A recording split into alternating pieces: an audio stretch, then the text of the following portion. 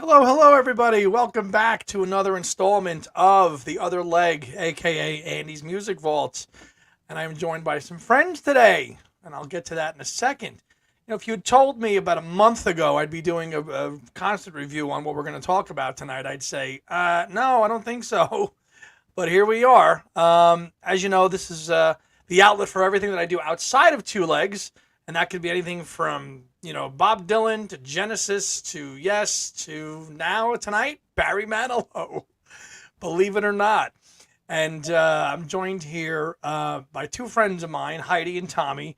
And last night we went into Radio City Music Hall in New York City and saw the first of 5 nights of Barry Manilow live at Radio City Music Hall. Wow.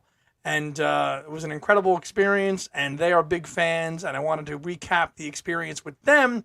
Tommy had seen him previously. Heidi never saw before. I never did too.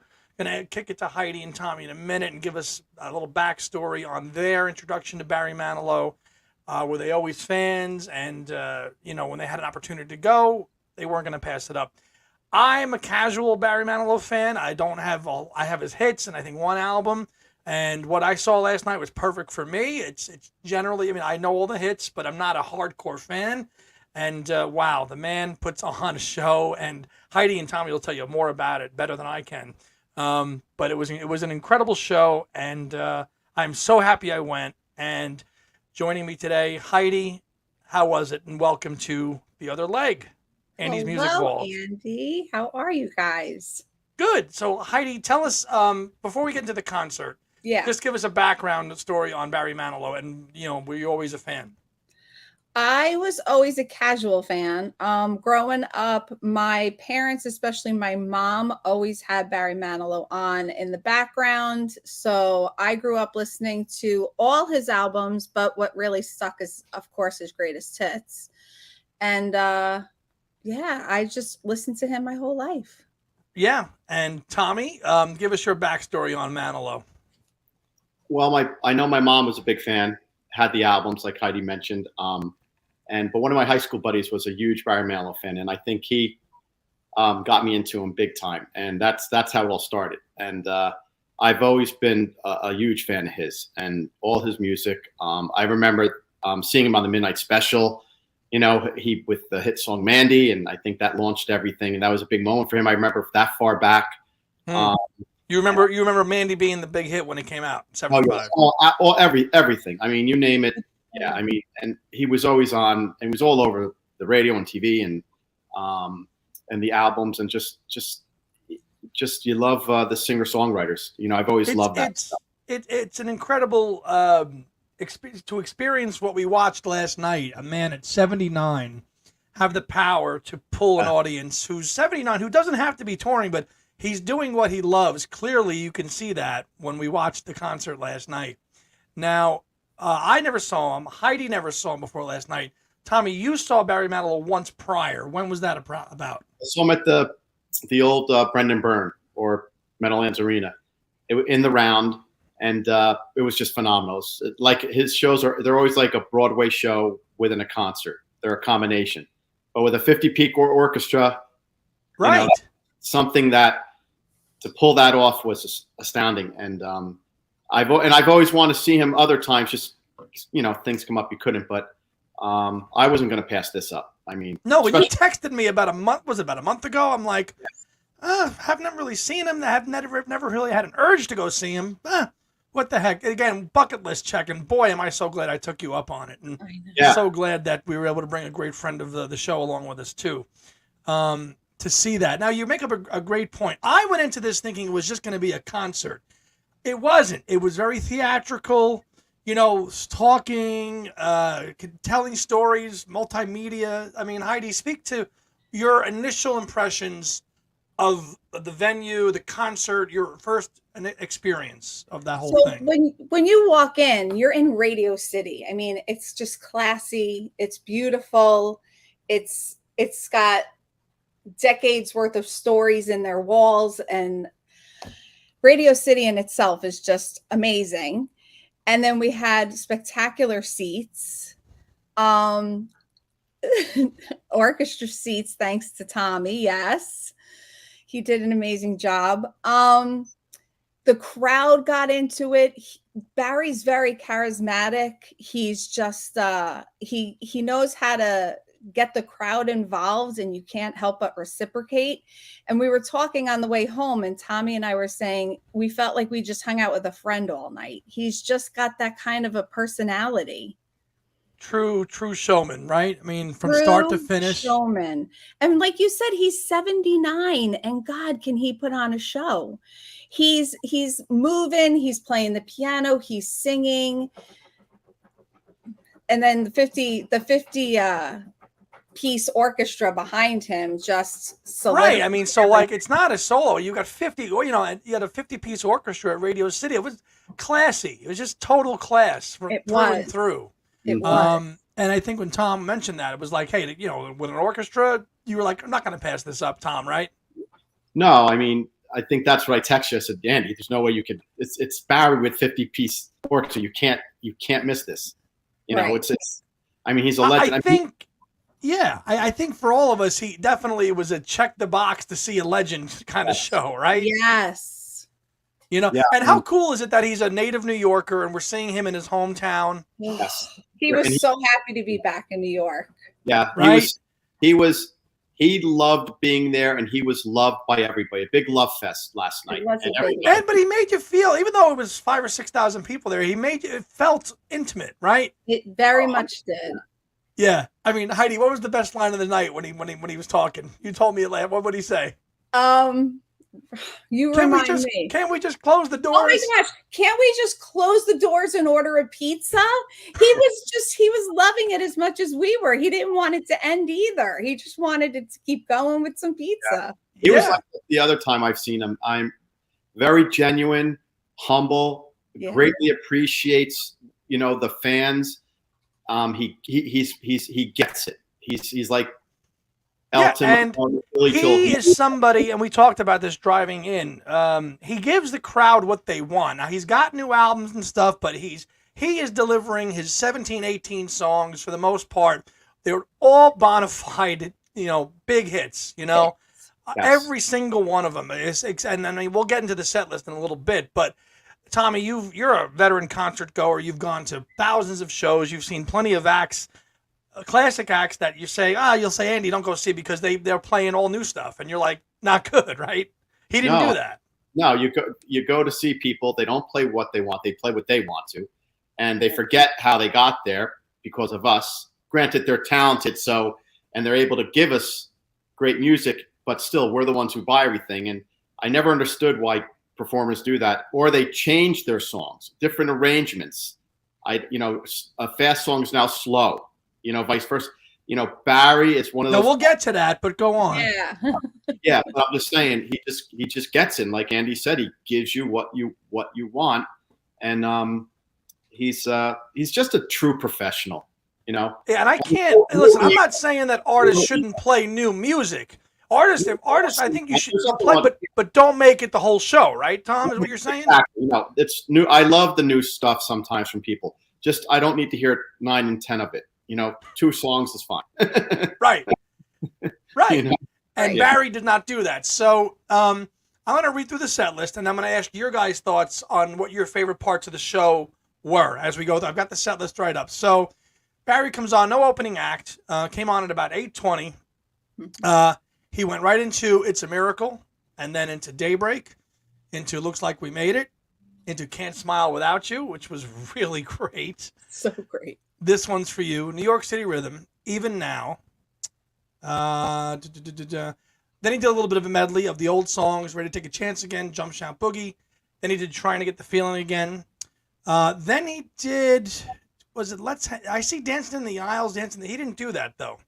This is an average set list. Dancing in the Street, I think he did. No, he did Let's Hang On.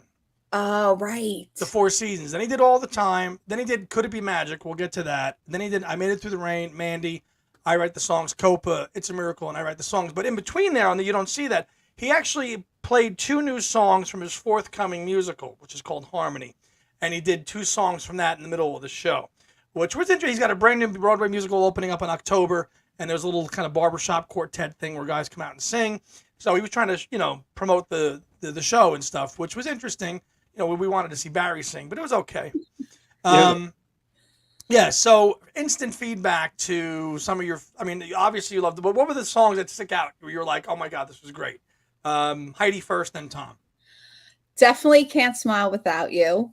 He had the background with the words and a little smiling emoji, and everybody was just singing their hearts out. Great memories during that song. The other one that sticks out in my head is Mandy. He had a video in the background of when he first started out, that something Tommy will probably talk a little bit about later. When he first started out playing the piano, singing, and then that switched into Barry live singing. Then they played together. It was him, old and new, playing together. Those two are definitely my favorites, for awesome. sure. Tommy? Well, It's a Miracle is my favorite song. So to open that up, in that energetic crowd is just, it was just perfect.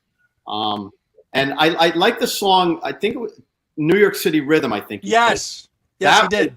That's always been one of my favorite songs. I love that. And I think it was Weekend in New England. Was it with? He starts. Yes, that was also played. Yes. Crescendo at the end with like this moon in the background, the stars and everything. It was like, it was beyond powerful. I mean, just those stick out a lot. I love the banter. He was very funny, very witty. I love that stuff. He was very engaging with the crowd. And Copacabana I thought was just classic ending stuff. It was, fun. Yeah, it was. Yeah, I mean, after the first 5 songs, you could leave. That'd be enough for people.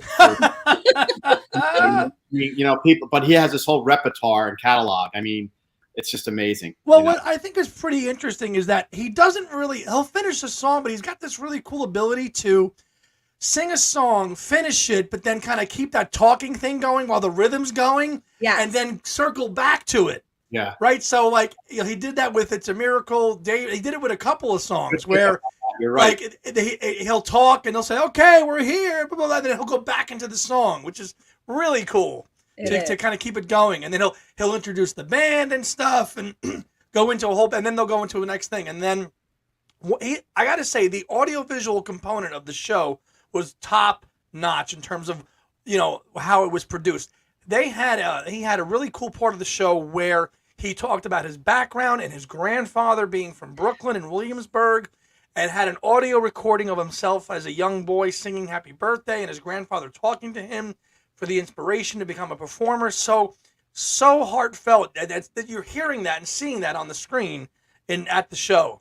And then he sings This One's For You to his grandpa. Yes. That was incredible.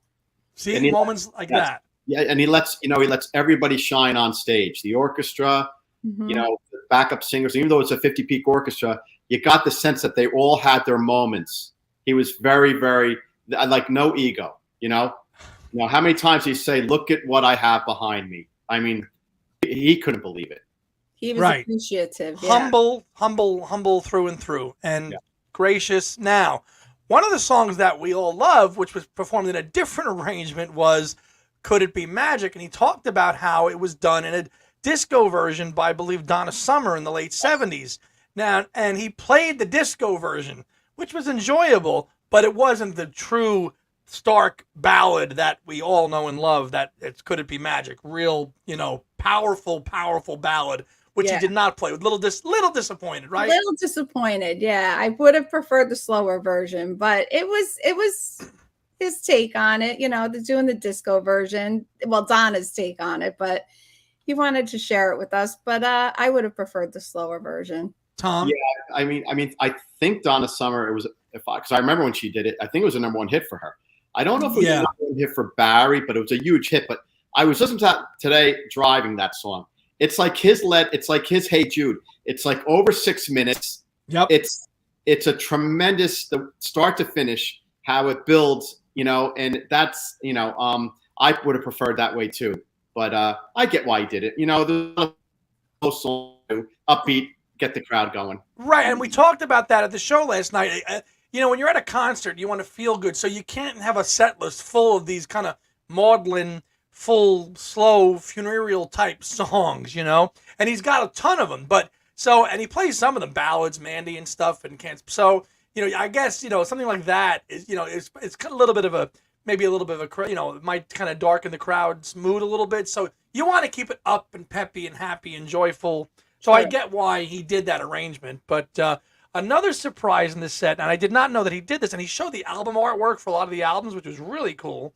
Yeah. He did a cover of the Four Seasons' Let's Hang On, which I did not know that he ever did that song. Tom, did you? Or no? Honestly, probably not, right? No, I don't believe so. He talked about how much he was a big fan, and maybe that's why, But no, I haven't.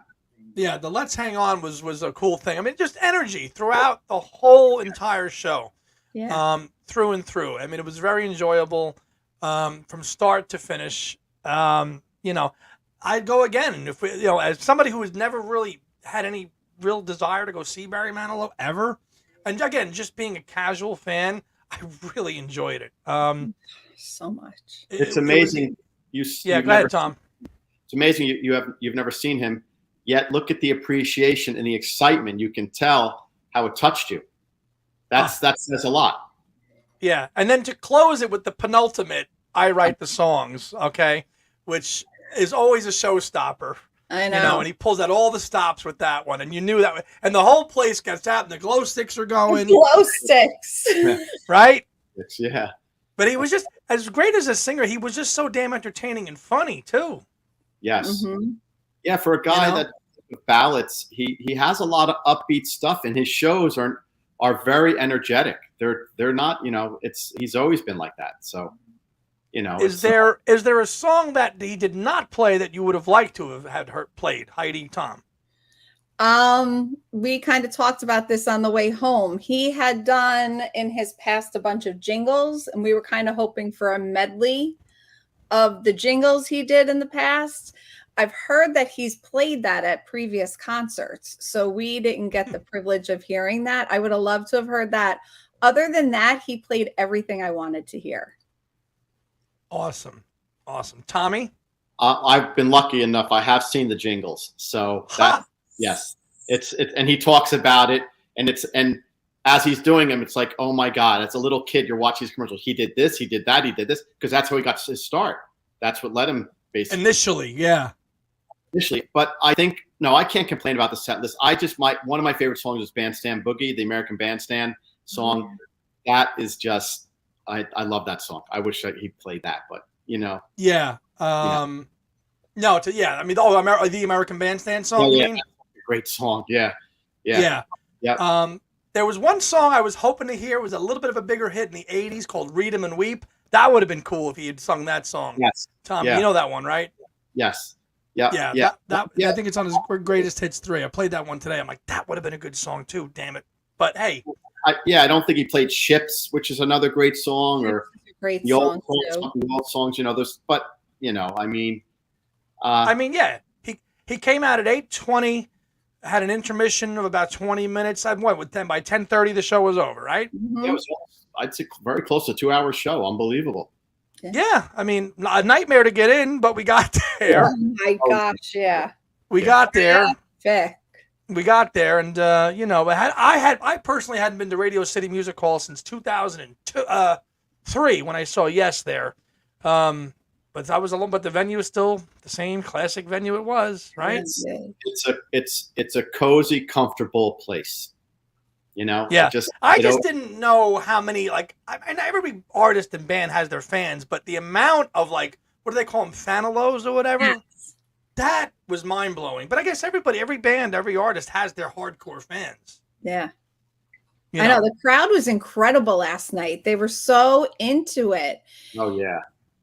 We stood up right away in the beginning, and then we sat down, and then it got fast music time. So we stood up again. It was just, everybody was really into it with the glow sticks and singing. Sometimes he would just stop singing and you would just hear the whole place singing along to his music. It was incredible. Yeah, it absolutely was spot on, Heidi. I don't know Yeah. if it was a sellout, but Tommy, you seem to think it was absolutely. Oh, I had to think be a all sellout, right? I think all 5 nights are sold out. He's had engagements there. He's played 15 nights. I mean, and he's played arenas. I mean, he's had long engagements there, and I think it's all 5 nights are. That's why he's playing 5 nights, because he could probably play 10 if he wanted to. I mean, and He really could, because he's much more of, I think, of a Vegas guy now. He does his shows in Vegas, his Vegas residency. So, like a Rod Stewart, I don't think coming back is a whole big. It's a big deal. To your point, to do Radio City when he's such a Las Vegas kind of type personality now. Absolutely. Yeah, but he mentioned so many times how happy he was to be back in New York and that he's from Brooklyn and yes, win. Yeah, and his from voice, my mother's neighborhood too. That's right. And it's his my voice, parents' neighborhood. That's right. And yours too. What was that neighborhood?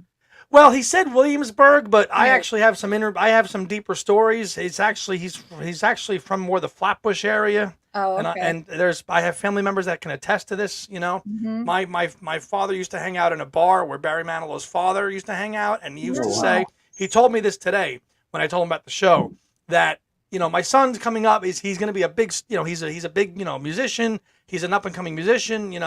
And they used to say, tell him to come on in and play for us. Tell him to come in and play for us. But he never did. And that was in Flatbush? Correct. Oh, wow. Club 17, to be precise. And I was telling my dad this today. He goes, yeah. He goes, his father used to sit in the, his stepfather used to sit and say, yeah, my son's he's an up and coming musician, And they were like, come on in, have him play. But he never showed. My dad told me that story today. That's a good story. Yeah. So I don't know. I think I might jump down a little bit of a rabbit hole, listen to some of his deeper stuff. That generally is what happens, Good. Yeah, I mean, there's some albums that I probably escaped me through the years that I'll definitely want to gravitate to, just to, Yes. hey, just to check it out. I mean, let's say a year from now he comes back. Would you go, Heidi? Would you go, Tom? In a heartbeat. On a heartbeat, yeah. I mean, his voice at 79 was it was like incredible. I mean, I can't believe these guys at their ages how they sound. Did you go into the show thinking maybe his voice won't sound that good, Heidi or Tom? No, I didn't.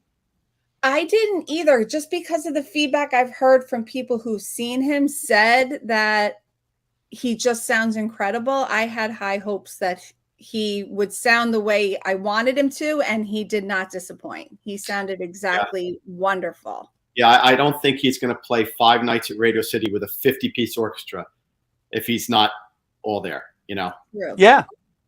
He's not that. He knows exactly how to pull off everything, and he's a true pro. I mean, in every sense of the word.